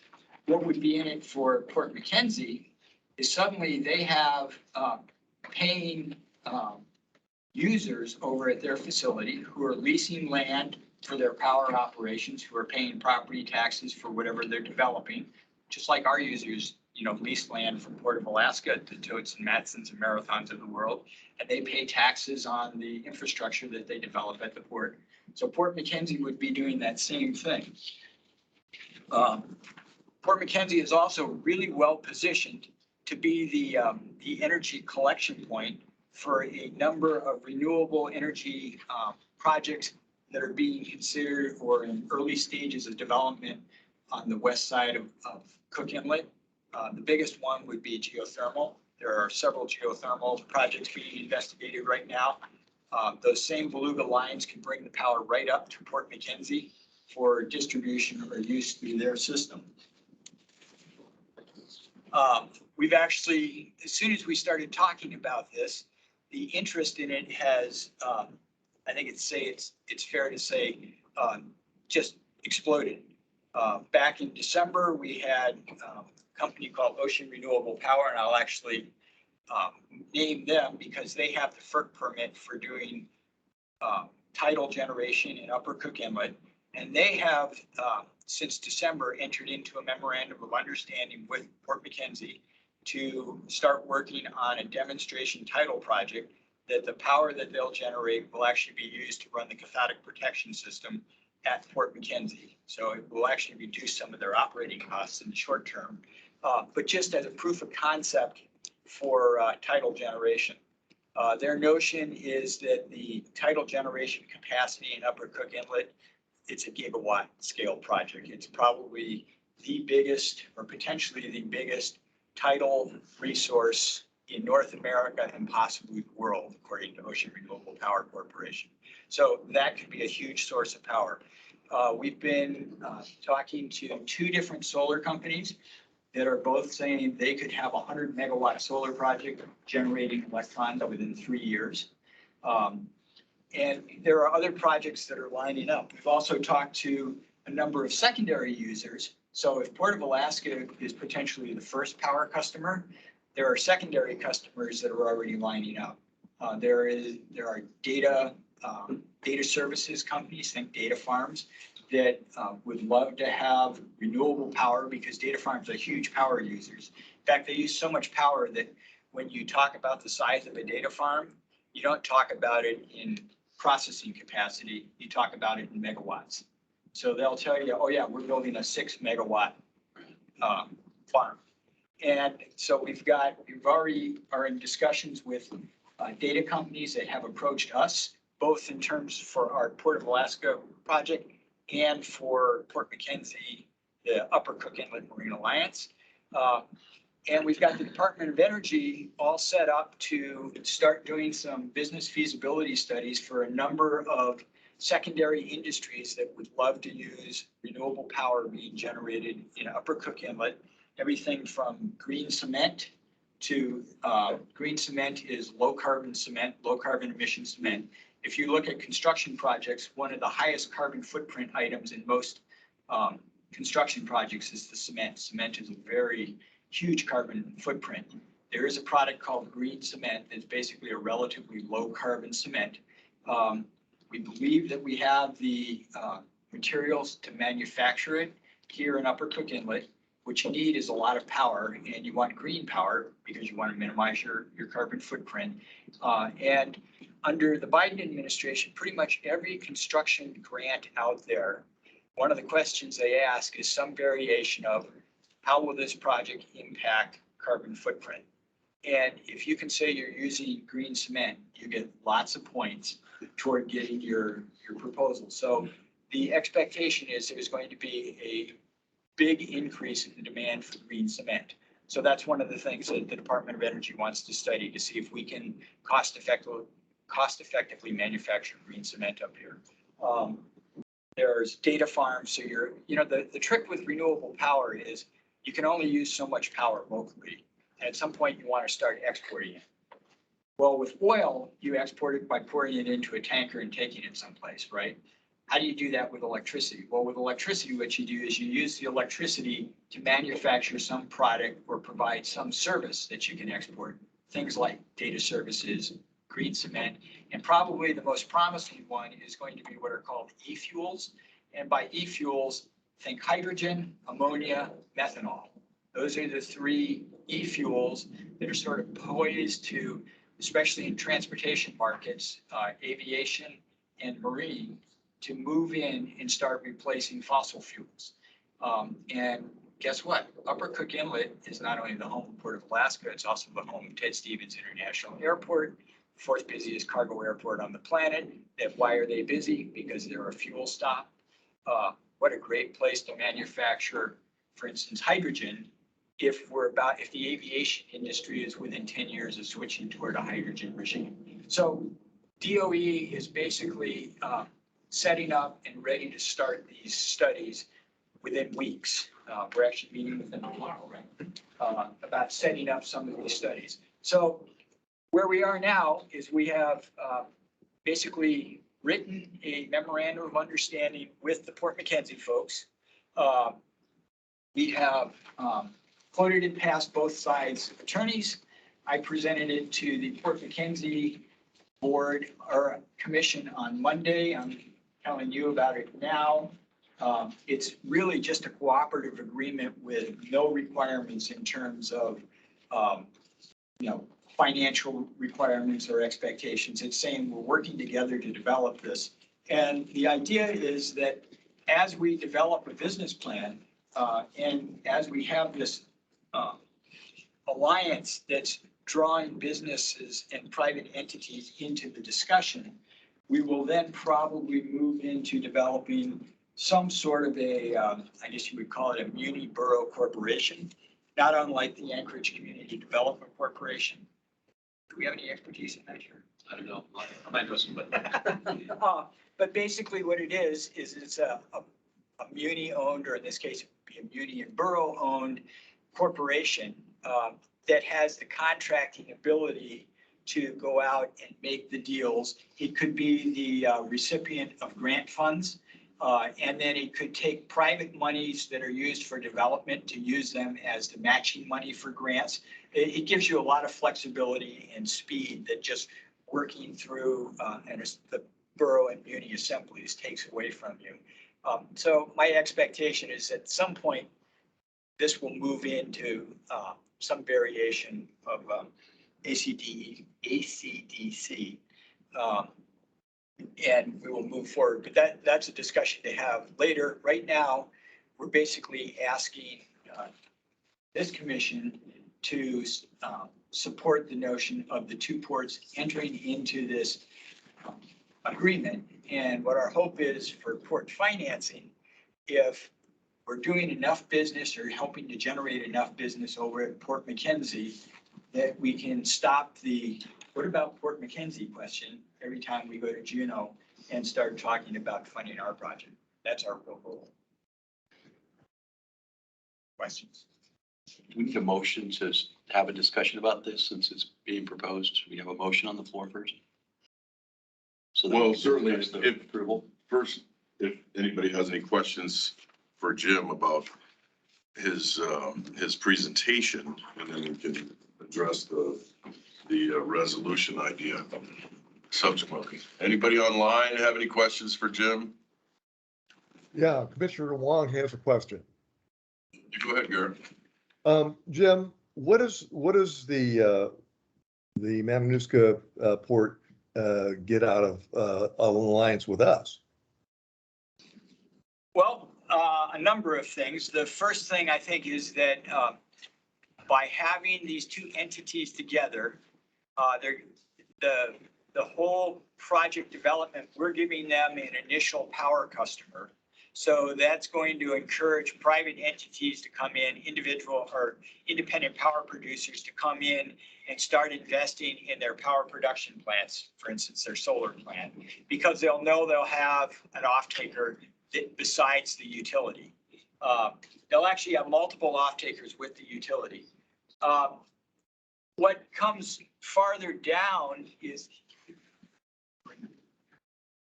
the regular, the camera. What we'll have going forward is if we connect them to our microgrid, one of the things our microgrid has is we're going to have backup power from a generator. So that if our power goes out, we can provide instant backup power separate from the rail belt grid. That may be really important for some of the secondary businesses that come in to develop to take advantage of the renewable power. So for instance, if you're a data services business, you want to have redundant power. You would love to have that low carbon renewable power, or no carbon renewable power as your main power source. But if something happens and that fails, you want to have a backup. Well, the backup would be the thermal generation on our microgrid. So while they're providing green power to us, we can provide emergency backup power to them. The grid works both directions. So that would be a major benefit they would get out of it. Kevin, are you for the resolution? Thank you. And revenue that they don't have now, and opportunity for tenants and all the associated benefits of that, which they don't have now. They're paying, what, $4 million a year to maintain their facility, and they're not having any cargo move across it. Right. So, it's a little bit, it's a low hanging fruit kind of arrangement.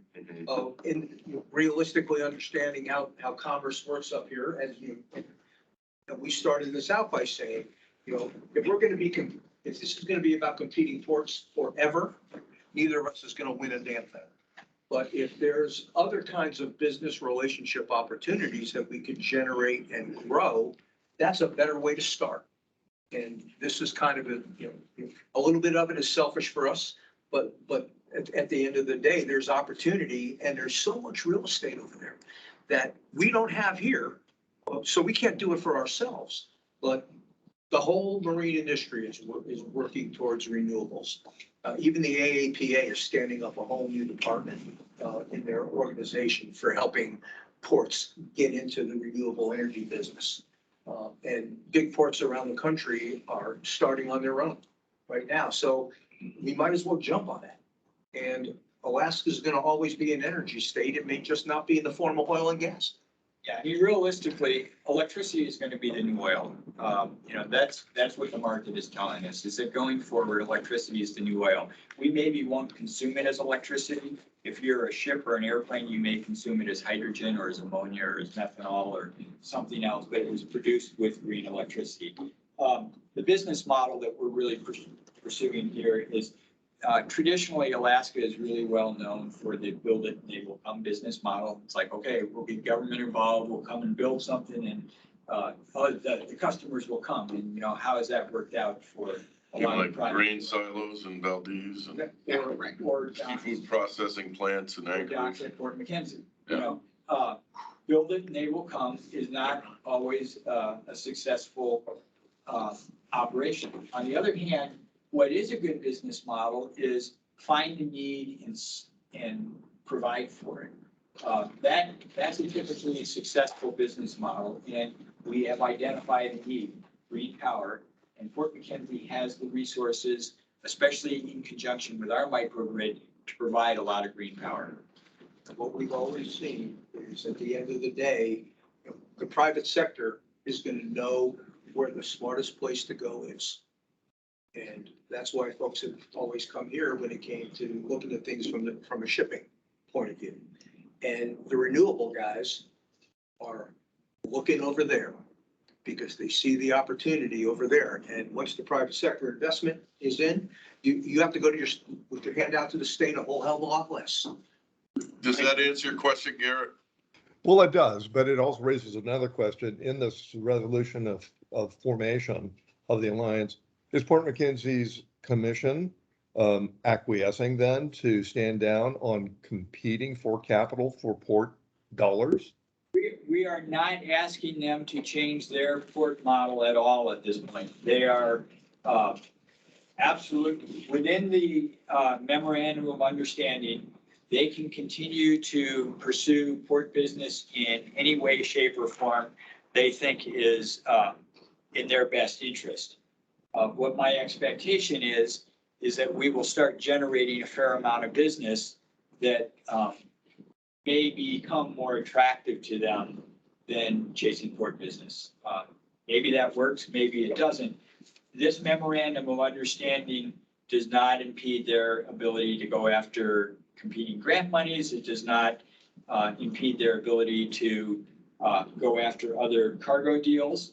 What I hope it does is it shows legislators and other policymakers that we're working to work with Port McKenzie, not compete against them. All right, thank you. You had a question? Jim, a couple of questions if I could. This alliance, how long is, if we were to sign a resolution, how long is it good for? No, there isn't a date on it. Yeah, there's no date, no expiration date on it, Paul. I'm making in my notes here, and I said maybe a trial period to see if this is working, if it's to have an open-ended, alliance and an agreement. I don't know if we want to, sort of put that out there. The other thing I need to ask is, what does this cost the port in a year? What I've heard is a lot of, long-term plans and real estate that we don't have, and green energy and our power grid. All those things are good, but there's anything like this, there's going to be a cost. So part of our responsibility, obviously, in budgets and taking a look at the port is, has anyone done the math and say, okay, sure, we have to have a new line item and this alliance, and here's what this cost is on an annual basis? At this point, we are not obligated to any cost. Now, as projects are coming out and opportunities open, we may determine, hey, we want to spend some money to pursue this opportunity or that opportunity. But under this agreement, we're not obligated to do that. And the same is true for Port McKenzie. So, one of the things that we don't want to do is, I guess in the spirit of avoiding build it and they will come, is we don't want to say, okay, if we spend this money now, it's free, so go ahead and spend it. And then we end up with some sort of O&M cost that goes on forever. What would I expect to be brought in? There may be some things that we determined that it would be good for us to invest in. So for example, as the utilities have decided that they want to buy as much renewable power as they can buy, because that's where the market's going. But they're going, look, if we're buying renewable power, because renewable power tends to fluctuate a lot when you can generate it, the sun's got to be shining, the wind's got to be blowing, that sort of thing. They are going to require the independent power producer to provide what's called firm power. In other words, a predictable, dispatchable power load. What that really means to most renewable projects is they got to have a battery or some sort of energy storage system to level out the load that they're providing. Maybe what we end up doing is saying, hey, what part of the Upper Cook Inlet Marine Alliance is going to provide is we'll build the battery that will collect the power from these various power producers, and we'll lease out that battery capacity. And, again, though, that's an opportunity that we may investigate later. That's an opportunity that we may be able to pursue monies for. One of the interesting things is when you're doing renewable energy grant proposals, if you're developing, for instance, a solar farm or a renewable plant, actually most of the money that's available comes in the form of a tax credit. Well, Port of Alaska or Port McKenzie pursues that project, that tax credit does us no good because we're government entities that don't pay taxes. So, what's the benefit? So you want to have that part of the project actually developed by a private developer with a tax appetite. On the other hand, battery storage systems, there are a lot of opportunities out there for federal grants for government entities like Port of Alaska or Port McKenzie to own the battery and get federal money to help pay for a battery. So what that then becomes is we'll say, okay, we're going to divide this project up. We're going to let the private power producer chase the solar farm development. And we'll chase maybe the controls and the battery development. And then as part of our deal, we'll lease capacity back to the IPP in order to generate revenue with that investment we made. And they're gonna go, oh, look, and we have a lower cost of investment because we don't have to develop a battery now. Instead, we're leasing battery space so that it's a more economically attractive package for them. And that's where we're bringing these, these small projects together and figuring out how to slice and dice them in order to get the most benefit for the most people, mostly the port. My final question, thank you for that. Is there a 51% vote anywhere? We have two entities and they're trying to do something and one side agrees, one side doesn't. Does it just die? We're not there yet. We're not that far. And, once we get down the road, if and when we get down the road and we start talking about developing some sort of a corporate entity or legal entity, that's when that discussion will happen. And, it wouldn't surprise me if other groups don't come into it, maybe the airport joins or there are maybe other organizations joining. It's not necessarily just the borough or. So all you're really asking today is that we agree to talk. Yeah, that's We're pretty just much it. supporting the creation. We're supporting the notion of cooperation. But these are all important questions and we don't have an MOA to look at ahead of time. You've got one? An MOA? We've got the one that's. We got the one that, Have you signed the anything? lawyers had. No, nobody has signed it yet. All right, so then it's premature but I guess we can have this vote and ask that we are supplied with the MOA so we know what we Yeah, voted on. basically, the MOA has been drafted by the attorney's offices in the borough and the muni for the muni manager and the borough manager to sign. And I know in the borough, they're planning to actually share it with their assembly. I don't know what the plan is here on the Anchorage side. But the expectation is that it would be signed probably in early May. And, really what it is it's a public notice that says open. We're open, we're working together to develop a business. We're open to talk to people. That's really what the point is. I'd like to make a motion that we approve the resolution. Thank you. Second. Any discussion about the proposed resolution? Just one Yes, quick point Ames. on the now therefore, it says the Anchorage Port Commission. Well, it's supposed to be the. It's board because it's of from you. You're We're still the Anchorage. You are still the Anchorage. Yes, that's true. Yeah, and Change it. Oh, there is no intention of merging port commissions as part of this contract. That's good to know. No, that is, This is a no. new. But we would be meeting with them perhaps. We Yeah, might well, have- and that's because once upon a time, we kind of did this every couple of years and that sort of fizzled out. Makes sense, Yeah. sure. Same community. Any other discussion? Any opposed to the Port Commission, resolution supporting the creation of the Anchorage or the Upper Crook Inlet Marine Energy Alliance? I'll wait for commissioners online to unmute. Hearing none, the motion carries. The resolution is supporting the creation of the alliance. That's what we agreed to support just now. So I will be happy to sign Sign the copy you have right there. it's, my printer has no color, so I would sign Oh, one well, of then I have, yours. I have one. I figured you might, yeah.